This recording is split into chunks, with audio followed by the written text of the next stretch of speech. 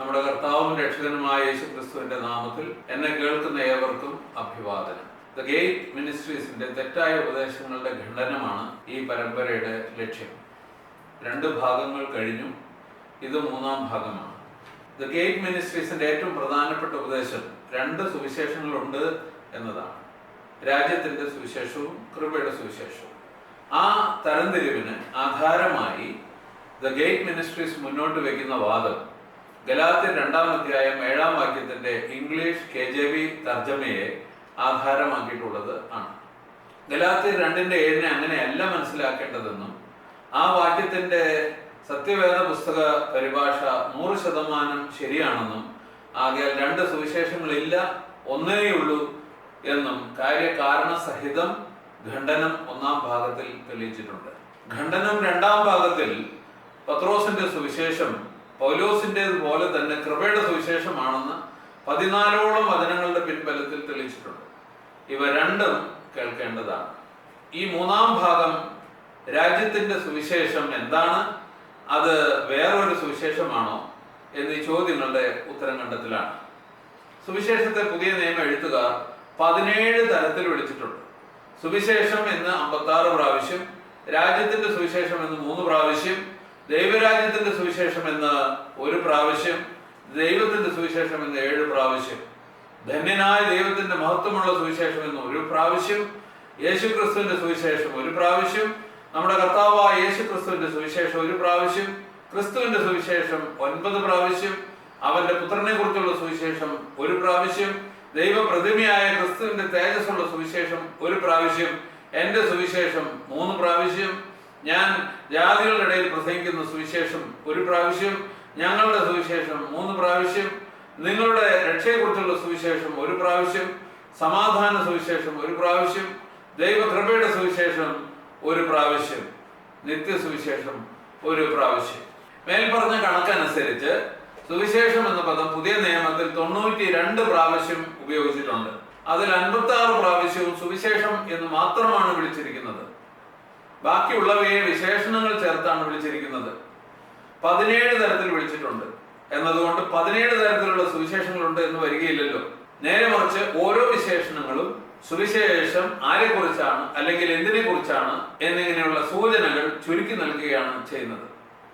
ഇത് ഗ്രഹിക്കുവാനായി ആദ്യമായി രാജ്യത്തിന്റെ സുവിശേഷം എന്താണെന്ന് മനസ്സിലാക്കുവാനായിട്ട് ശ്രമിക്കാം. സുവിശേഷം എന്ന പദം ആദ്യമായി പ്രയോഗിച്ചിരിക്കുന്നത് മത്തായി 4:23 രാജ്യത്തിന്റെ എന്ന വിശേഷണവും ചേർത്താണ് അതവിടെ ഉപയോഗിച്ചിരിക്കുന്നത്. രാജ്യത്തിന്റെ സുവിശേഷം എന്ന പ്രയോഗം പുതിയ നിയമത്തിൽ കേവലം 3 പ്രാവശ്യമാണുള്ളത്. അത് 3ഉം മത്തായിയുടെ സുവിശേഷത്തിലാണ് ഉള്ളത്. 4:23, 9:35, 24:14. അതിൽ നിന്ന് തന്നെ അത് സുവിശേഷത്തെ വിശേഷിപ്പിക്കുന്ന മത്തായിയുടെ ഒരു പ്രത്യേക ശൈലിയാണ് എന്ന് മനസ്സിലാക്കാവുന്നതേ ഉള്ളൂ. ദൈവരാജ്യത്തെ സ്വർഗരാജ്യം എന്ന് വിളിക്കുന്ന തന്റെ പ്രത്യേക ശൈലി പോലെ മറ്റൊന്ന്. പിന്നെ 2 പ്രാവശ്യം കൂടി മാത്രമേ സുവിശേഷം എന്ന നാമരൂപം മത്തായി ഉപയോഗിക്കുന്നുള്ളൂ. 11:5-ലും 26:13. മത്തായി 11:5 സുവിശേഷം എന്ന് മാത്രം കാണുന്നു, എന്നാൽ 26:13 ഈ സുവിശേഷം എന്ന് കാണുന്നു. ഇവ രണ്ടിലും മത്തായി പരാമർശിച്ചിരിക്കുന്നത് രാജ്യത്തിന്റെ സുവിശേഷത്തെ തന്നെയാണ് എന്ന് സന്ദർഭത്തെ ആധാരമാക്കി നിസ്സംശയം പറയാം. കർത്താവ് പലതരത്തിലുള്ള സുവിശേഷങ്ങളെ സന്ദർഭത്തിന് അനുസരിച്ച് മാറ്റി മാറ്റി അവതരിപ്പിക്കുകയില്ലല്ലോ. ഈ വചനങ്ങൾ 5ന്റെയും വായന ഇപ്രകാരമാണ്. 4:23 പിന്നെ യേശു ഗലീലയിൽ ഒക്കെയും ചുറ്റി സഞ്ചരിച്ചുകൊണ്ട് അവരുടെ പള്ളികളിൽ ഉപദേശിക്കുകയും രാജ്യത്തിന്റെ സുവിശേഷം പ്രസംഗിക്കുകയും ജനത്തിലുള്ള സകല ദീനത്തെയും വ്യാധിയെയും സൗഖ്യമാക്കുകയും ചെയ്തു. 9:35 യേശു പട്ടണം തോറും ഗ്രാമം തോറും സഞ്ചരിച്ച് അവരുടെ പള്ളികളിൽ ഉപദേശിച്ച് രാജ്യത്തിന്റെ സുവിശേഷം പ്രസംഗിക്കുകയും സകലവിധ ദീനവും വ്യാധിയും സൗഖ്യമാക്കുകയും ചെയ്തു. 11:5 ദരിദ്രരോട് സുവിശേഷം അറിയിക്കുന്നു. 24:14 രാജ്യത്തിന്റെ ഈ സുവിശേഷം സകല ജാതികൾക്കും സാക്ഷ്യമായി ഭൂലോകത്തിലൊക്കെയും പ്രസംഗിക്കപ്പെടും, അപ്പോൾ അവസാനം വരും. 26:13 ലോകത്തിലെങ്ങും ഈ സുവിശേഷം പ്രസംഗിക്കുന്നിടത്തെല്ലാം അവൾ ചെയ്തതും അവളുടെ ഓർമ്മയ്ക്കായി പ്രസ്താവിക്കും എന്ന് ഞാൻ സത്യമായിട്ട് നിങ്ങളോട് പറഞ്ഞു എന്ന് പറഞ്ഞു. ഇത് കൂടാതെ മത്തായി 4:23 സമാന്തര ഭാഗമായ മർക്കോസ് 1:14 യേശു ഗലീലായിൽ ചെന്ന് ദൈവരാജ്യത്തിന്റെ സുവിശേഷം പ്രസംഗിച്ചു എന്ന് എഴുതിയിട്ടുണ്ട്. ആകയാൽ അതിനെയും ഈ ഗണത്തിൽ പെടുത്താം. ഇവ രണ്ടും സമാന്തര വചനങ്ങളാകയാൽ രാജ്യത്തിന്റെ സുവിശേഷം തന്നെയാണ് ദൈവരാജ്യത്തിന്റെ സുവിശേഷവും. രാജ്യത്തിന്റെ സുവിശേഷത്തെ സ്വർഗ രാജ്യത്തിന്റെ സുവിശേഷം എന്നും വിളിക്കാം. ഇങ്ങനെ മർക്കോസും ലൂക്കോസും യോഹന്നാനും സുവിശേഷം എന്ന് പറഞ്ഞ് പരാമർശിച്ചിരിക്കുന്ന ഓരോ വേളയിലും അത് രാജ്യത്തിന്റെ സുവിശേഷത്തെ കുറിച്ചായിരുന്നു എന്ന് നമുക്ക് തറപ്പിച്ച് പറയാം. ഇനി ചില ചോദ്യങ്ങൾ. രാജ്യത്തിന്റെ സുവിശേഷം യഹൂദന്മാർക്ക് വേണ്ടി മാത്രമുള്ളതായിരുന്നുവോ? രാജ്യത്തിന്റെ സുവിശേഷത്തിന്റെ ഘോഷണം കർത്താവിന്റെ പരസ്യ ശുശ്രൂഷയുടെ അവസാനത്തോടെ പര്യവസാനിച്ചുവോ? 3, അത് പിന്നീട് പത്രോസ് മാത്രമേ പ്രസംഗിച്ചുള്ളൂവോ? ഇനി ഈ ചോദ്യങ്ങൾക്കുള്ള ഉത്തരം. രാജ്യത്തിന്റെ സുവിശേഷം യഹൂദന്മാർക്ക് വേണ്ടി മാത്രമുള്ളതായിരുന്നു എന്നാണ് E.S. തോമസ് അദ്ദേഹവും തോമസ് ജോർജ് അദ്ദേഹവും ഒരുപോലെ പഠിപ്പിക്കുന്നത്. E.S. തോമസ് അദ്ദേഹം പറയുന്നത് രാജ്യത്തിന്റെ സുവിശേഷ ഘോഷണം യേശുക്രിസ്തുവിന്റെ ശുശ്രൂഷയുടെ അവസാനത്തോടെ അവസാനിച്ചു എന്നാണ്. കാരണം E.S. തോമസ് അദ്ദേഹം ഡിസ്പെൻസേഷണലിസം പിന്തുടരുന്നു. എന്നാൽ തോമസ് ജോർജ് അദ്ദേഹം പറയുന്നത് അല്ല, അത് പത്രോസ് അപ്പോസ്തലന്റെ നേതൃത്വത്തിൽ യഹൂദന്മാരുടെ ഇടയിൽ മാത്രം പ്രസംഗിച്ചുകൊണ്ടിരുന്നു എന്നാണ്. കാരണം തോമസ് ജോർജ് അദ്ദേഹം ഹൈപ്പർ ഡിസ്പെൻസേഷണലിസം പിന്തുടരുന്നു. ഇരുവരുടെ അഭിപ്രായങ്ങൾ തമ്മിൽ വ്യത്യാസം അല്പം മാത്രം. എന്നാൽ എന്താണ് വചനം പറയുന്നത് എന്ന് നമുക്ക് നോക്കാം. മത്തായി മേൽപ്പറഞ്ഞ 5 വചനങ്ങളിൽ അവസാനത്തെ 2 നമുക്ക് എടുത്ത് പരിശോധിക്കാം. അവ കർത്താവിന്റെ വാക്കുകളാണെന്നത് സ്മരണീയമാണ്. മത്തായി 24:24 കർത്താവ് പറയുന്നു, രാജ്യത്തിന്റെ ഈ സുവിശേഷം സകല ജാതികൾക്കും സാക്ഷ്യമായി ഭൂലോകത്തിലൊക്കെയും പ്രസംഗിക്കപ്പെടും. ഞാൻ ചോദിക്കട്ടെ, രാജ്യത്തിന്റെ സുവിശേഷം യഹൂദന്മാർക്ക് വേണ്ടി മാത്രമുള്ളതായിരുന്നുവെങ്കിൽ എന്തിനാണ് രാജ്യത്തിന്റെ സുവിശേഷം സകല ജാതികൾക്കും സാക്ഷ്യത്തിനായി പ്രസംഗിക്കുന്നത്? അത് സകല യഹൂദന്മാർക്കും സാക്ഷ്യത്തിനായി പ്രസംഗിക്കപ്പെടുമെന്ന് പറഞ്ഞാൽ പോരെ? അത് യഹൂദന്മാരെ മാത്രം കേൾപ്പിച്ചാൽ പോരെ? ജാതികൾക്ക് പ്രയോജനകരമല്ലാത്ത ഒരു സുവിശേഷം അവരെ എന്തിനു കേൾപ്പിക്കണം? പ്രസംഗിച്ച് കേൾപ്പിച്ച് കൊതിപ്പിക്കാനോ? ഇതെന്ത് പിള്ളേര് കളിയാണോ? മിഠായി കാണിച്ച് കൊതിപ്പിക്കാൻ? അല്ലല്ലോ. ആകയാൽ കർത്താവ് പറയുന്നു, രാജ്യത്തിന്റെ സുവിശേഷം യഹൂദന്മാർക്ക് വേണ്ടി മാത്രമുള്ളതല്ല, ജാതികൾക്ക് വേണ്ടിയുള്ളതും ആകുന്നുവെന്ന്. അടുത്തത് മത്തായി 26:13 കർത്താവ് പറയുന്നു, ലോകത്തിലെങ്ങും ഈ സുവിശേഷം പ്രസംഗിക്കുന്നിടത്തെല്ലാം അവൾ ചെയ്തതും അവളുടെ ഓർമ്മയ്ക്കായി പ്രസ്താവിക്കും. കർത്താവ് പറയുന്നു, ഈ സുവിശേഷം ലോകത്തിലെങ്ങും പ്രസംഗിക്കപ്പെടും. ഏതാണ് ഈ സുവിശേഷം? രാജ്യത്തിന്റെ സുവിശേഷം. ആകയാൽ വീണ്ടും ചോദിക്കട്ടെ, രാജ്യത്തിന്റെ സുവിശേഷം യഹൂദന്മാർക്ക് വേണ്ടി മാത്രമുള്ളതായിരുന്നുവെങ്കിൽ എന്തിനാണ് ലോകത്തിലെങ്ങും പ്രസംഗിക്കുന്നത്? ലോകത്തിലൊക്കെ യഹൂദന്മാരാണോ വസിക്കുന്നത്? അല്ലല്ലോ. യഹൂദന്മാരാണോ? അല്ലല്ലോ. എന്നിട്ടും ആ പറഞ്ഞിരിക്കുന്ന അനുസരിച്ച് അവൾ ചെയ്തത് അവളുടെ ഓർമ്മയ്ക്കായി നാമും ഇന്ന് പ്രസ്താവിക്കുന്നുണ്ടല്ലോ. ആകയാൽ രാജ്യത്തിന്റെ സുവിശേഷം യഹൂദന്മാർക്ക് വേണ്ടി മാത്രമുള്ളതല്ല, അത് ജാതികൾക്കും വേണ്ടിയുള്ളതായിരുന്നു എന്ന് കർത്താവ് ആവർത്തിക്കുന്നു. അതുകൊണ്ട് രാജ്യത്തിന്റെ സുവിശേഷ ഘോഷണം കർത്താവിന്റെ പരസ്യ ശുശ്രൂഷയുടെ അവസാനത്തോടെ അവസാനിക്കുന്നില്ല എന്ന് കർത്താവ് ആവർത്തിക്കുന്നു. മാത്രമല്ല, ഇന്നും അത് പ്രസംഗിച്ചുകൊണ്ടിരിക്കുന്നു. അടുത്തതായി നാം ശ്രദ്ധിക്കുവാൻ പോകുന്നത് രാജ്യത്തിന്റെ സുവിശേഷ ഘോഷണം കർത്താവിന്റെ പരസ്യ ശുശ്രൂഷയുടെ അവസാനത്തോടെ പര്യവസാനിക്കുന്നില്ല എന്നതിനുള്ള തെളിവുകളെയാണ്. രാജ്യത്തിന്റെ സുവിശേഷ ഘോഷണം കർത്താവിന്റെ പരസ്യ ശുശ്രൂഷയുടെ അവസാനത്തോടെ അവസാനിക്കുന്നില്ല എന്ന് മനസ്സിലാകത്തക്ക വണ്ണമാണ് കർത്താവ് താൻ ഉയർത്തെഴുന്നേറ്റ ശേഷം സംസാരിച്ചത്. തെളിവ് അപ്പോസ്തല പ്രവൃത്തികൾ 1:2. അവൻ കഷ്ടം അനുഭവിച്ച ശേഷം 40 നാളോളം അവർക്ക് പ്രത്യക്ഷനായി ദൈവരാജ്യം സംബന്ധിച്ച കാര്യങ്ങൾ പറഞ്ഞു കൊടുത്തു. തന്റെ അപ്പോസ്തലന്മാരെ പെന്തക്കോസ്ത് നാൾ മുതൽ ആരംഭിക്കുന്ന ദൈവരാജ്യ പ്രഘോഷണത്തിനായി ഒരുക്കുക എന്നതായിരുന്നു തന്റെ ആ 40 ദിവസത്തെ സംഭാഷണത്തിന്റെ ലക്ഷ്യം. അതിന് അനുസൃതമായിട്ടാണ് പിന്നീട് അപ്പോസ്തലന്മാർ സുവിശേഷ ഘോഷണം നടത്തിയിട്ടുള്ളതും. അവർ അറിയിച്ചത് ദൈവരാജ്യത്തിന്റെ സുവിശേഷമായിരുന്നു എന്ന് തെളിവുകൾ സഹിതം ഇനി സ്ഥാപിക്കുന്നതാണ്. തെളിവ് 1, അപ്പോസ്തല പ്രവൃത്തികൾ 8:12. എന്നാൽ ദൈവരാജ്യത്തെയും യേശുക്രിസ്തുവിന്റെ നാമത്തെയും കുറിച്ചുള്ള സുവിശേഷം അറിയിക്കുന്ന ഫിലിപ്പോസിനെ അവർ വിശ്വസിച്ചപ്പോൾ പുരുഷന്മാരും സ്ത്രീകളും സ്നാനമേറ്റു. ഇവിടെ ലൂക്കോസ് പറയുന്നത് ഫിലിപ്പ് ദൈവരാജ്യത്തെയും യേശുക്രിസ്തുവിന്റെ നാമത്തെയും കുറിച്ചുള്ള സുവിശേഷം അറിയിച്ചു എന്നാണ്. ദൈവരാജ്യത്തെ കുറിച്ചുള്ള സുവിശേഷമാണ് അതുകൊണ്ട് രാജ്യത്തിന്റെ സുവിശേഷം. ആകയാൽ രാജ്യത്തിന്റെ സുവിശേഷത്തിന്റെ ഘോഷണം കർത്താവിന്റെ പരസ്യ ശുശ്രൂഷയുടെ അവസാനത്തോടെ അവസാനിച്ചില്ല എന്ന് ഇത് തെളിയിക്കുന്നു. ആ പ്രസംഗം ശിഷ്യന്മാർ തുടർന്നുകൊണ്ടിരുന്നു. ഇനി ഒരു ചോദ്യം, ആരോടായിരുന്നു ഈ രാജ്യത്തിന്റെ സുവിശേഷം ഘോഷിച്ചത്? ശമര്യക്കാരോട്. ആകയാൽ ചോദിക്കട്ടെ, രാജ്യത്തിന്റെ സുവിശേഷം യഹൂദന്മാർക്ക് വേണ്ടി മാത്രമുള്ളതായിരുന്നുവെങ്കിൽ എന്തിനാണത് ശമര്യക്കാരോട് സുവിശേഷിക്കുന്നത്? അവർ യഹൂദന്മാരല്ലല്ലോ. കർത്താവിന്റെ പരസ്യ ശുശ്രൂഷ കാലത്ത് താൻ പ്രസംഗിച്ചത് രാജ്യത്തിന്റെ സുവിശേഷമായിരുന്നു എന്ന് നിങ്ങൾ സമ്മതിക്കുന്നുണ്ട്. അങ്ങനെയാണെങ്കിൽ യോഹന്നാന്റെ സുവിശേഷം 4 പറഞ്ഞിരിക്കുന്ന പ്രകാരം കർത്താവ് ശമര്യക്കാരോട് സുവിശേഷം അറിയിച്ചപ്പോൾ അവർ യഹൂദന്മാരല്ലാതിരിക്കെ രാജ്യത്തിന്റെ സുവിശേഷമായിരുന്നുവല്ലോ കേട്ടത്. ആകയാൽ നാം മനസ്സിലാക്കേണ്ട സത്യം ഇതാണ്: രാജ്യത്തിന്റെ സുവിശേഷം യഹൂദന്മാർക്ക് വേണ്ടി മാത്രമുള്ളതായിരുന്നില്ല, അത് ശമര്യക്കാർക്കും വേണ്ടിയുള്ളതായിരുന്നു. അതുകൊണ്ട് കർത്താവ് അവരോട് സുവിശേഷം അറിയിച്ചപ്പോൾ ആദ്യം ശമര്യക്കാരെയും പിന്നീട് അവളുടെ നഗരത്തിലെ മറ്റനേകരും കർത്താവിൽ വിശ്വസിക്കുവാനായിട്ട് ഇടയായിട്ട് തീർന്നു. സുവിശേഷം യേശുക്രിസ്തുവിന്റെ നാമത്തെ കുറിച്ചുള്ളതുമാണ്, അഥവാ യേശുക്രിസ്തുവിനെ കുറിച്ചുള്ളതുമാണ് എന്നും അപ്പോസ്തല പ്രവൃത്തികൾ 8:12 പറയുന്നു. അതുകൊണ്ടാണ് അതിനെ യേശുക്രിസ്തുവിന്റെ സുവിശേഷം, നമ്മുടെ കർത്താവായ യേശുക്രിസ്തുവിന്റെ സുവിശേഷം, ക്രിസ്തുവിന്റെ സുവിശേഷം, അവന്റെ പുത്രനെ കുറിച്ചുള്ള സുവിശേഷം എന്നെല്ലാം ഇതര വചനഭാഗങ്ങളിൽ വിശേഷിപ്പിച്ച് പറഞ്ഞിട്ടുള്ളത്. ഇനി തെളിവ് 2, അപ്പോസ്തല പ്രവൃത്തികൾ 19:8. പിന്നെ അവൻ പള്ളിയിൽ ചെന്നു ദൈവരാജ്യത്തെ കുറിച്ച് സമ്മതിപ്പിച്ചുകൊണ്ട് 3 മാസത്തോളം പ്രാഗൽഭ്യത്തോടെ പ്രസംഗിച്ചു. യഹൂദന്മാരോടായിരുന്നു ദൈവരാജ്യത്തെ കുറിച്ച് അപ്പോൾ അവരുടെ പള്ളിയിൽ വെച്ച് പ്രസംഗിച്ചത്. പൗലോസാണ് പ്രസംഗിച്ചത്. ആകയാൽ രാജ്യത്തിന്റെ സുവിശേഷത്തിന്റെ ഘോഷണം കർത്താവിന്റെ പരസ്യ ശുശ്രൂഷയുടെ അവസാനത്തോടെ അവസാനിച്ചിട്ടുണ്ടായിരുന്നില്ല എന്ന് വീണ്ടും തെളിയുന്നു. അപ്പോസ്തലന്മാരത് തുടരുകയായിരുന്നു. ഈ സത്യം ഡിസ്പെൻസേഷണലിസ്റ്റുകളും ശ്രദ്ധിക്കുക. അത് മാത്രമല്ല, ഇവിടെ രാജ്യത്തിന്റെ സുവിശേഷ ഘോഷണം നടത്തുന്നത് പത്രോസല്ല, പൗലോസാണ് എന്നും ശ്രദ്ധിക്കുക. അതുകൊണ്ട് അവർ ഇരുവരുടെയും സുവിശേഷം ഒന്നായിരുന്നു. രാജ്യത്തിന്റെ സുവിശേഷം ആയിരുന്നു പൗലോസ് പ്രസംഗിച്ചത്, അതായിരുന്നു പത്രോസ് പ്രസംഗിച്ചത്. കൃപയുടെ സുവിശേഷമായിരുന്നു പൗലോസ് പ്രസംഗിച്ചത്, അത് തന്നെയായിരുന്നു പത്രോസ് പ്രസംഗിച്ചത് എന്ന് ഇതിനകം തെളിയിച്ചിട്ടുണ്ടല്ലോ. അതുകൊണ്ട് ഈ കാര്യം ഹൈപ്പർ ഡിസ്പെൻസേഷണലിസ്റ്റുകൾ ശ്രദ്ധിക്കും. ആകയാൽ നിങ്ങൾ ഇരുകൂട്ടരും പറയുന്നത് ശരിയല്ല എന്നാണ് ഇതിനാൽ തെളിയുന്നത്.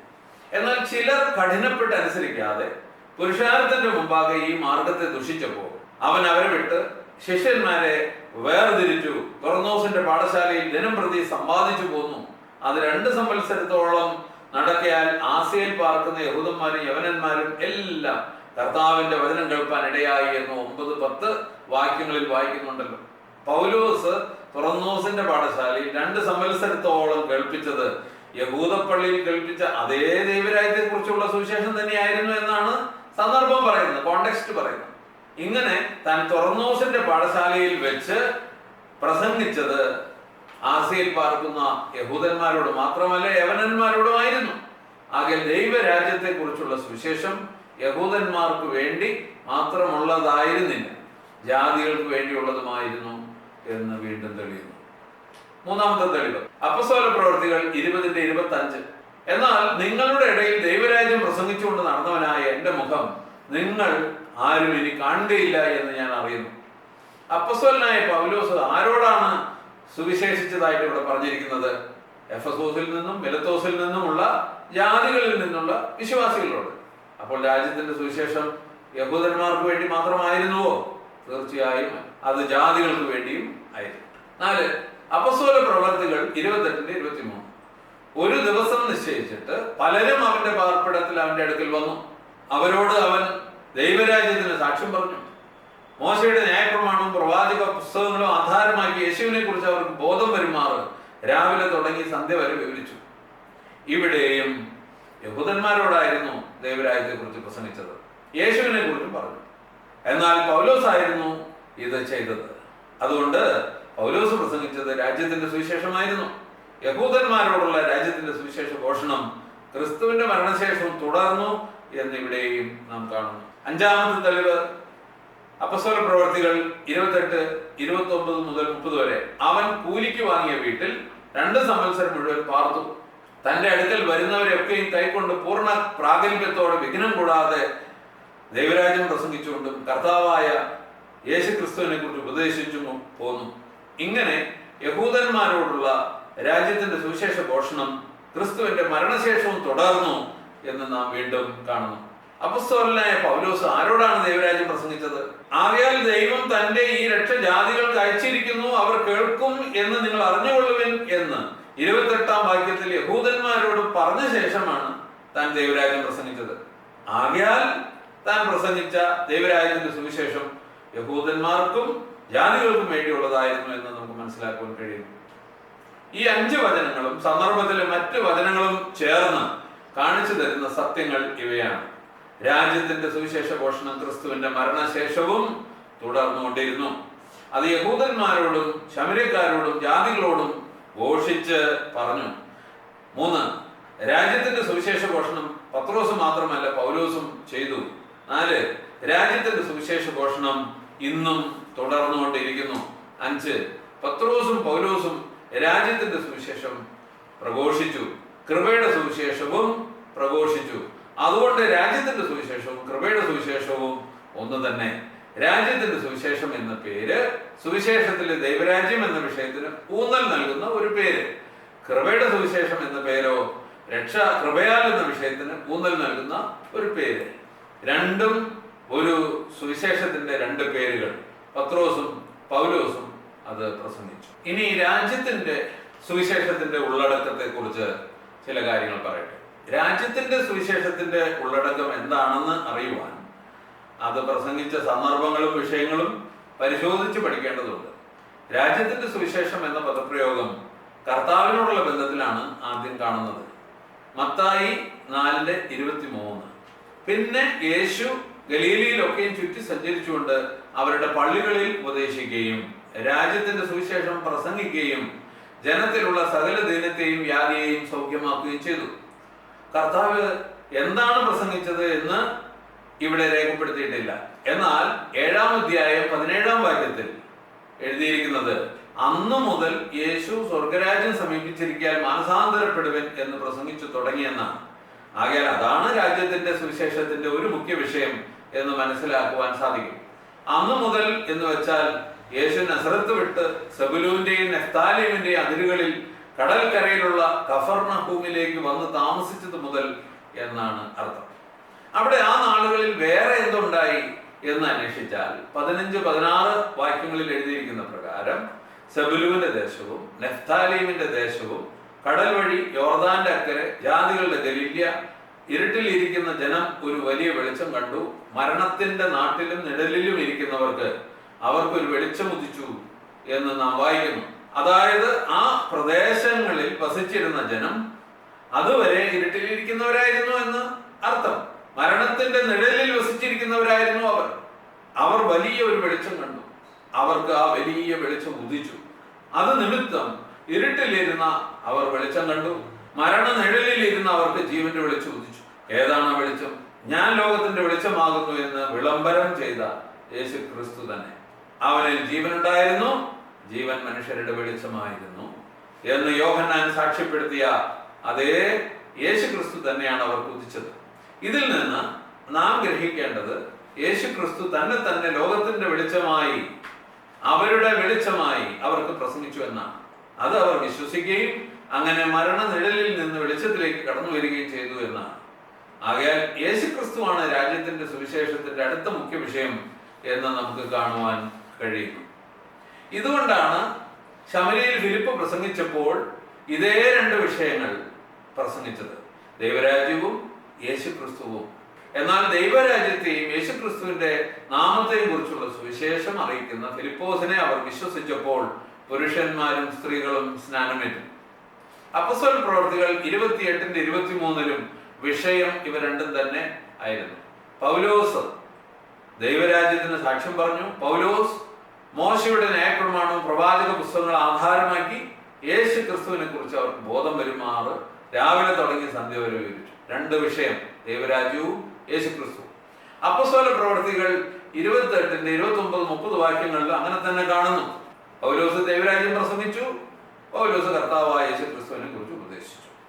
അല്പം ശ്രദ്ധയോടെ നിരീക്ഷിച്ചാൽ സ്നാപക യോഹന്നാന്റെ മുഖ്യ പ്രസംഗ വിഷയങ്ങളും ഇവ രണ്ടും തന്നെ ആയിരുന്നു എന്ന് നമുക്ക് കാണാം. സ്നാപകന്റെ പ്രസംഗത്തിൽ ഒന്നാമതായി സ്വർഗരാജ്യം സമീപിച്ചിരിക്കാൻ മാനസാന്തരപ്പെടുവൻ എന്ന് താൻ പ്രസംഗിച്ചു. അതുകൊണ്ട് അതാണ് തന്റെ പ്രസംഗത്തിന്റെ ഒന്നാമത്തെ മുഖ്യ വിഷയം. മത്തായി 3:2 നാം ഇത് വായിക്കുന്നു. മർക്കോസ് അത് രേഖപ്പെടുത്തിയപ്പോൾ ദൈവരാജ്യം സമീപിച്ചിരിക്കാൻ മാനസാന്തരപ്പെടുവൻ എന്നാക്കി. 1:15. ഇങ്ങനെ താൻ ദൈവരാജ്യം പ്രസംഗിച്ചു. പിന്നെ തന്റെ പിന്നാലെ വരുന്നവനായ യേശുവിൽ വിശ്വസിക്കണമെന്ന് താൻ ജനത്തോട് പറഞ്ഞു. ഇങ്ങനെ താൻ യേശുക്രിസ്തുവിനെ കുറിച്ച് പ്രസംഗിച്ചു. അത് രണ്ടാമത്തെ വിഷയം. മാനസാന്തരപ്പെടുകയും സ്നാനപ്പെടുകയും ചെയ്തവർ യോഹന്നാന്റെ പിന്നാലെ വരുന്നവനായ യേശുവിൽ വിശ്വസിക്കണമെന്നും അങ്ങനെ വിശ്വസിക്കുമ്പോൾ യേശു അവർക്ക് പരിശുദ്ധാത്മ സ്നാനം നൽകി തന്റെ രാജ്യത്തിലേക്ക് അഥവാ ദൈവരാജ്യത്തിലേക്ക് ചേർക്കും എന്നും താൻ പ്രസംഗിച്ചു. പൗലോസിന്റെ കൊരിന്ത്യർക്ക് എഴുതിയ വാക്കുകളിൽ പറഞ്ഞാൽ സഭയിലേക്ക് ചേർക്കും എന്നാണ് താൻ പറഞ്ഞത്. ഇതുകൊണ്ടാണ് സ്നാപകൻ ഞാൻ നിങ്ങളെ വെള്ളത്തിൽ സ്നാനം കഴിപ്പിക്കുന്നു, അവനോ നിങ്ങളെ പരിശുദ്ധാത്മാവിൽ സ്നാനം കഴിപ്പിക്കും എന്ന് പറഞ്ഞത്. രാജ്യത്തിന്റെ സുവിശേഷം യഹൂദന്മാർക്ക് മാത്രമുള്ളതാണ് എന്ന അബദ്ധ വിചാരത്തിന് അടിസ്ഥാനമായിരിക്കുന്ന ചിന്ത ദൈവം യഹൂദന്റെ എതിർപ്പ് നിമിത്തം ദൈവരാജ്യം എന്ന പരിപാടി മാറ്റിവെച്ച് തൽസ്ഥാനത്ത് സഭ എന്ന പരിപാടി കൊണ്ടുവന്നു എന്ന മറ്റൊരു അബദ്ധ വിചാരമാണ്. ഒന്നാമതായി, ബൈബിളിലെ ദൈവം മനുഷ്യന്റെ എതിർപ്പുകളെ കണ്ട് തന്റെ പരിപാടികളെ മാറ്റിവെക്കുന്ന ദൈവമല്ല. ദൈവത്തിന്റെ സ്വഭാവം അറിയാത്തവരാണ് മേൽ പറഞ്ഞ അബദ്ധ വിചാരങ്ങളെ താലോലിച്ച് നടക്കുന്നത്. ദൈവം തന്റെ ഹിതമാണ് അനുഷ്ഠിക്കുന്നതെന്ന് ബൈബിളിൽ വ്യക്തമായി പറഞ്ഞിട്ടുണ്ട്. യഹോവയ്ക്കും അവന്റെ അഭിഷിക്തനും വിരോധമായി ഭൂമിയിലെ രാജാക്കന്മാരും അധിപതികളും നാം അവരുടെ കെട്ടുകളെ പൊട്ടിച്ച് അവരുടെ കയറുകൾ എറിഞ്ഞുകളക എന്ന് പറഞ്ഞപ്പോൾ ദൈവം ആദ്യം അവരെ നോക്കി ചിരിച്ചു, അവരുടെ വ്യർത്ഥ വിചാരങ്ങളെ കണ്ട്. പിന്നീട് പരിഹസിച്ച് ചിരിച്ചു. പിന്നെ തന്റെ അഭിഷിക്തനെ ക്രിസ്തുവിനെ തന്നെ സിയോനിൽ വാഴിച്ചു. സങ്കീർത്തനം 2:1-6 വരെ വായിച്ചാൽ ഇത് വ്യക്തമാണ്. ദൈവം മനുഷ്യന്റെ എതിർപ്പുകളെ കണ്ട് തന്റെ അഭിഷിക്തനെ വാഴിക്കാതിരുന്നിട്ടില്ല എന്നതിനുള്ള ഒന്നാമത്തെ തെളിവാണ് ഇത്. യേശു ക്രിസ്തുവിനെ ഇതുവരെ വാഴിച്ചിട്ടില്ല എന്ന ദൈവദൂഷണത്തിന് ആധാരം ക്രിസ്തുവിന്റെ രാജ്യം ഭൗതികമാണ് എന്ന ചിന്തയാണ്. എന്റെ രാജ്യം ഐഹികമല്ല എന്ന കർത്താവിന്റെ വാക്കുകൾ ശ്രദ്ധിച്ചിരുന്നെങ്കിൽ കൊള്ളാമായിരുന്നു. ഞാൻ നിന്റെ ശത്രുക്കളെ നിന്റെ പാദപീഠമാക്കുവോളം നീ എന്റെ വലത്തുഭാഗത്തിരിക്കുക. നിന്റെ ബലമുള്ള ചെങ്കോൽ യഹോവ സിയോനിൽ നിന്ന് നീട്ടും. നീ നിന്റെ ശത്രുക്കളുടെ മധ്യേ വാഴുക എന്ന് സങ്കീർത്തനം 110 അതിന്റെ 1-2 വാക്യങ്ങളിൽ എഴുതിയിരിക്കുന്ന പ്രകാരം ദൈവം തന്റെ പുത്രനെ തന്റെ വലത്ത് ഭാഗത്ത് ഇരുത്തിയിട്ടുണ്ടെങ്കിൽ ദൈവം തന്റെ ക്രിസ്തുവിനെ സിയോനിൽ വാഴിച്ചിട്ടുമുണ്ട് എന്ന് നാം മനസ്സിലാക്കണം. അതുകൊണ്ട് ദൈവരാജ്യം എന്ന പരിപാടി ദൈവം മാറ്റി വെച്ചിട്ടില്ല. വീട് പണിയുന്നവർ തള്ളിക്കളഞ്ഞ കല്ല് തന്നെ മൂലക്കല്ലായി തീർന്നിരിക്കുന്നു.